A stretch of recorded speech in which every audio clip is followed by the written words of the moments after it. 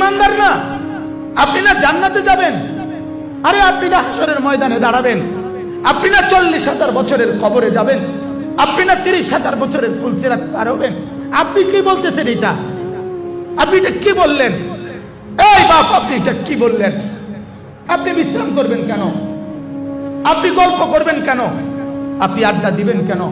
কবর যার সামনে, আখিরাত যার সামনে, পরকাল যার সামনে, সে আবার আড্ডা দিবে কেন? তার আবার আড্ডার সময় কোথায়? তার বিশ্রামের সময় কোথায়? তার অবসরের সময় কোথায়? রাসূলুল্লাহ সাল্লাল্লাহু আলাইহি সাল্লাম এভাবে অবসর নিছেন? কথা বলেন না কেন? এভাবে অবসর নিছেন?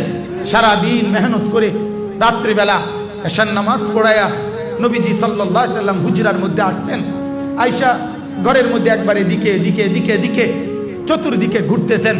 আম্মা জান আয়েশা বলে, হে আল্লাহর নবী, শুইবেন না? বসবেন না?